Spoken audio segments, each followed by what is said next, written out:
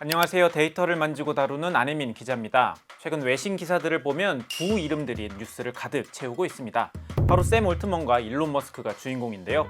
두 사람의 소송전이 실시간으로 진행되면서 다양한 증거 자료와 뒷이야기들이 연일 쏟아져 나오고 있습니다.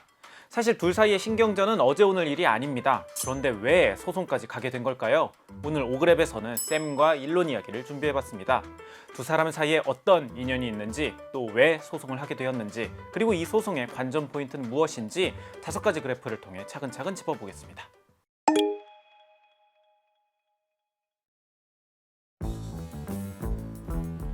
오늘 이야기할 샘 올트먼과 일론 머스크 사이의 소송전 전에 먼저 짚고 넘어가야 할 인물이 있습니다. 바로 레리 페이지죠. 레리 페이지는 1998년 세르게이 브린과 함께 구글을 창립한 인물입니다. 웹페이지의 중요도를 평가하는 페이지랭크라는 알고리즘을 만들어서 구글 검색의 전성기를 열었죠. 레리 페이지는 뼛속까지 엔지니어라서 구글의 엔지니어 중심 문화의 토대를 탄탄히 만들어 나갔어요. 물론 정도가 지나칠 때도 있어서 엔지니어가 아닌 사람이 엔지니어를 컨트롤하는 게 문제라고 생각하고는 구글의 PM을 다 해고하려 하기도 했었죠. 여하튼 괴짜 엔지니어끼리는 통하는 게 있었던 걸까요? 2000년대 후반부터 레리 페이지와 일론 머스크는 끈끈한 관계를 이어나갔습니다. 일론 머스크가 실리콘밸리에 출장을 올 때마다 레리 페이지의 집에 묵을 정도였죠. 레리 페이지도 과거 인터뷰를 보면 자선단체보다 머스크에게 돈을 주고 싶다고 공언할 정도로 둘 사이는 남달랐습니다. Rather than giving your money if you're leaving it to some cause, just simply giving it to Elon Musk, because you had confidence that he would change the future. He wants to go to Mars to back up humanity.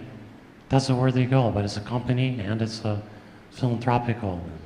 그런데 둘 사이에 금이 가기 시작합니다. 원인이 되었던 건 바로 AI였죠.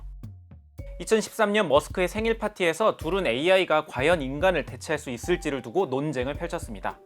머스크는 미래에 AI가 발전하게 되면 인류를 말살할 수도 있고 그것만은 막아야 한다고 주장했어요. 반면 페이지는 AI가 인간의 의식과 경험에 더 진보된 형태가 될 수 있다고 주장했죠. 설령 인류가 사라지더라도 인간의 의식보다 더 발전된 AI가 살아남으면 괜찮다는 주장까지 펼쳤죠. 오히려 머스크의 생각이 인류를 특별하게 여기는 종차별주의자적인 발언이라고 지적하기도 했고요. AI에 대한 입장 차이를 확인했던 그 시기, 공교롭게도 구글에게 매우 중요한 때이기도 했습니다. 왜냐하면 2013년 하반기에 구글이 영국에서 떠오르고 있던 AI 기업 하나를 인수하겠다 밝힌 시점이거든요. 그 기업은 바로 딥마인드입니다. 딥마인드는 2010년 데미스 허사비스와 셰인 레그, 무스타파 슐레이만이 공동 창립한 AI 연구소입니다. 머스크는 허사비스에게 구글의 인수 제안을 받지 말라고 설득했어요. AI를 낙관적으로만 보는 레리가 딥마인드를 먹게 된다면 인류의 미래가 위험할 수 있다고 생각한 거였죠. 단순히 말로만 설득한 게 아니라 딥마인드를 머스크 본인이 직접 인수할 계획까지 세웠지만 결국 딥마인드는 구글 품으로 가게 되었죠. 이후 딥마인드 행보는 여러분 모두가 아는 대로입니다. 알파고로 세상을 놀라게 했고 알파폴드를 통해 과학 난제였던 단백질 접힌 문제를 해결해 노벨 화학상을 수상하기도 했죠. 딥마인드 인수 당시와 비교하면 그 가치는 상상할 수 없을 정도로 커져버렸어요. 오그랩 첫 번째 그래프를 통해 살펴보겠습니다. 당시 구글이 딥마인드를 인수하는 데 사용한 금액은 약 4억 파운드입니다. 당시 한화로 6,800억 원 정도죠. 그렇다면 현재 딥마인드의 가치는 어떨까요? 알파벳에 흡수되어 정확한 수치를 계산하기는 어렵지만 미국의 리서치 업체에서는 딥마인드와 구글의 TPU 칩 사업부 가치를 9천억 달러로 평가하고 있습니다. 우리 돈으로 무려 1,300조가 넘는 금액입니다. 다시 10년 전 상황으로 돌아가 보겠습니다. 딥마인드가 구글의 품에 안길 즈음에 오늘의 주인공 샘 올트먼이 등장합니다. 당시 샘 올트먼은 스타트업 액셀러레이터인 Y 콤비네이터의 대표였는데요. 2015년 샘 올트먼과 일론 머스크는 비공개 만찬 자리에서 만나 깊은 논의를 이어갔죠. 구글이 인수한 딥마인드가 AI를 독점할 가능성이 얼마나 될지, 또 독점을 막기 위해 어떻게 대응할지 고민한 둘은 결국 하나의 결론에 다다르게 됩니다. 바로 오픈 AI였죠. So I think the happy vision of the future is sort of humans and AI in a symbiotic relationship, distributed AI where it sort of empowers a lot of different individuals, not this single AI that kind of governs everything that we all do that's, you know, a billion times smarter than any other entity. I agree with what Sam said. I do think we need to be careful about the development of AI and make sure it is ultimately beneficial to humanity, that the future is good.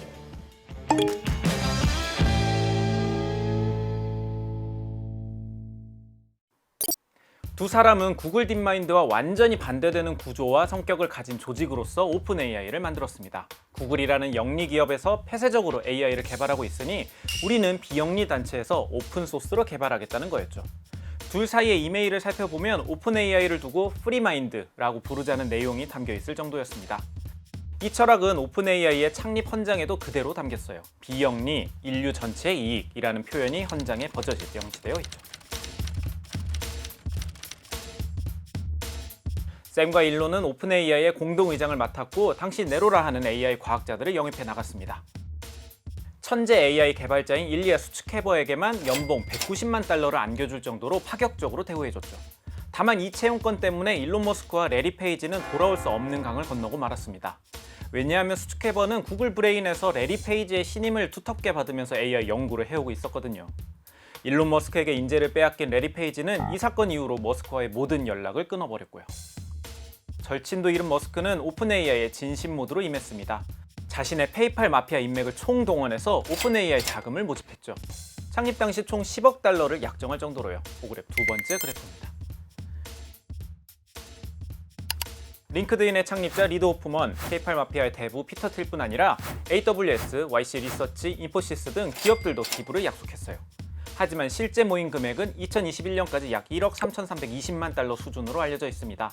이 중에 3,800만 달러가 일론 머스크가 기여한 금액이고요. 이렇게 끈끈했던 둘 사이가 갈라지기 시작한 건 2017년부터였습니다. 역시나 그때도 AI 기업에게 가장 핵심은 컴퓨팅 리소스 확보였어요. 일론 머스크는 오픈 AI를 테슬라 자회사로 편입해서 테슬라의 하드웨어 역량과 자본을 활용할 것을 제안합니다. 하지만 샘 올트먼과 다른 창립자들은 머스크가 오픈 AI에 대한 정권을 휘두를 게 분명하니 거부했고요. 오픈 AI 경영권 확보가 무산된 머스크는 오픈 AI 이사회를 떠났고 자금 지원도 중단해버립니다. 전주가 사라진 오픈 AI 입장에서는 새로운 기업이 필요해졌습니다. 비영리 단체라 투자 유치에 어려움을 겪던 오픈 AI는 수익 제한형 자회사를 만들어서 투자를 받기 위해 고군분투를 하죠. 이 자회사의 투자자들은 최초 투자금의 100배로 수익이 제한됩니다. 그걸 초과하는 수익은 오픈 AI로 귀속되어 AGI 연구에 활용되게 되죠. 일론 머스크의 빈자리를 채운 건 바로 마이크로소프트였습니다. 마이크로소프트 입장에서도 AI 영역에서 앞서 나가고 있는 구글을 견제해야 하니 오픈 AI를 무기로 쥘 생각으로 투자를 선택한 거죠. 오그랩 세 번째 그래프입니다. 2019년 10억 달러, 2021년 20억 달러, 2023년 100억 달러. 현재까지 누적 130억 달러, 우리 돈으로 18조가 넘는 금액을 오픈 AI에 쏟아부었습니다. 2023년 당시 오픈 AI의 기업 가치는 290억 달러였는데 현재는 무려 8,520억 달러로 급증했고요. 마이크로소프트가 갖고 있는 오픈 AI의 지분 규모를 생각하면 130억 달러의 투자금이 2,280억 달러로 무려 17.6배 증가한 겁니다.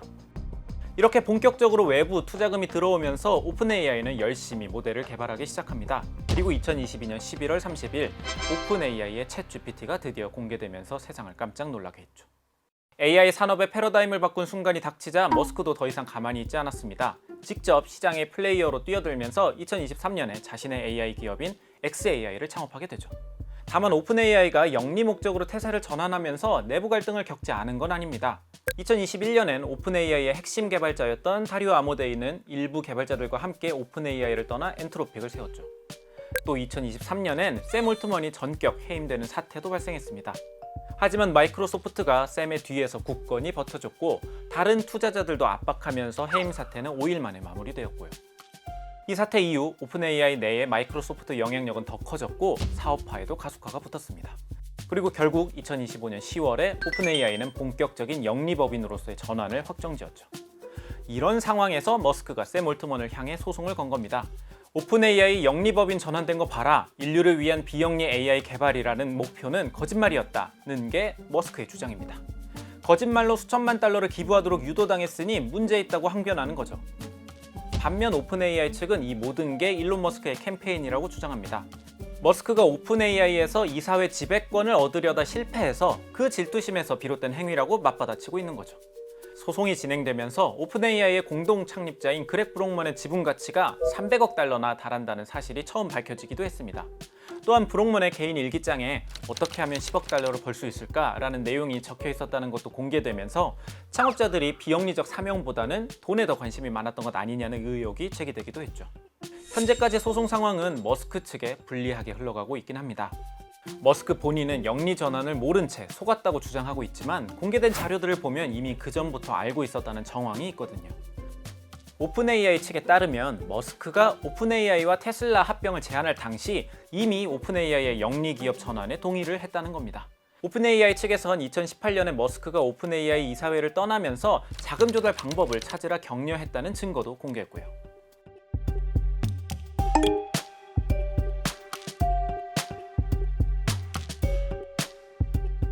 이번 소송 과정에서 뜻밖의 정보가 공개되면서 이슈가 되기도 했습니다. 일론 머스크의 자산 관리자인 제러드 버첼의 발언이었는데요. XAI가 오픈 AI의 모델을 활용해 그록을 훈련시켰다 말했던 거죠.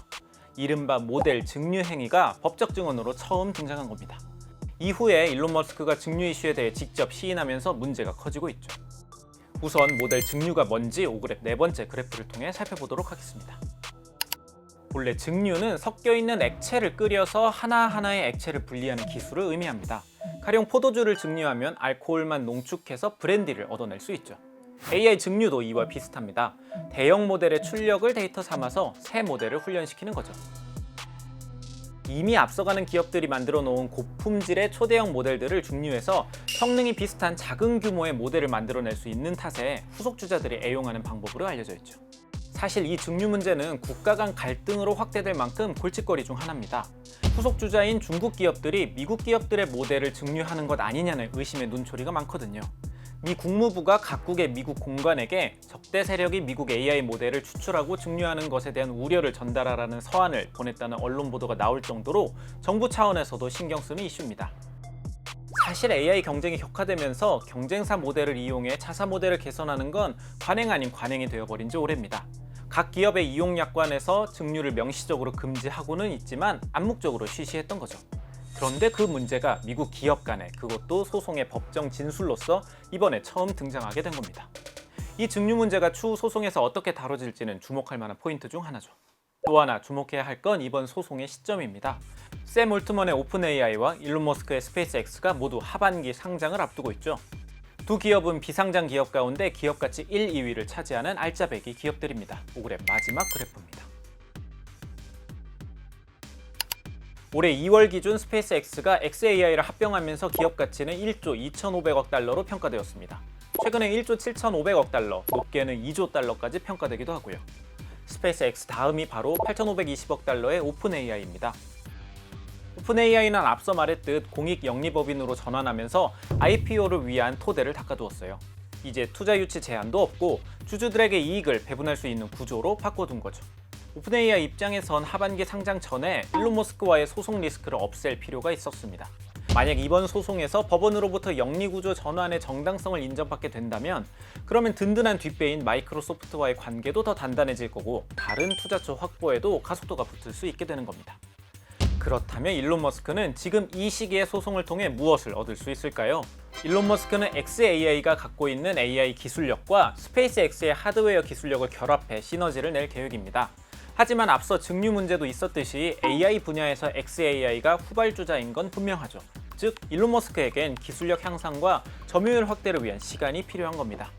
만약 이번 소송에서 머스크가 승리해 오픈 AI의 경영진이 해임되거나 기업 구조를 다시 되돌리라는 명령이 내려지게 되면 사실상 오픈 AI의 상장 계획은 물거품이 되겠죠.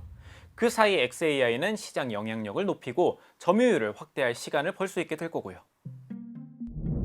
이번 소송의 1단계 심리는 5월 21일에 마무리될 예정입니다. AI 산업의 판도를 바꿀 수도 있는 이 소송은 과연 어떻게 흘러가게 될까요? 오픈 AI가 원하는 대로 IPO를 앞두고 최대 리스크였던 이 소송을 털어낼 수 있을까요? 아니면 일론 머스크의 의도대로 오픈 AI의 상장 계획은 물거품이 될까요? 오늘 준비한 5그랩은 여기까지입니다. 긴 영상 끝까지 시청해주셔서 진심으로 감사드립니다.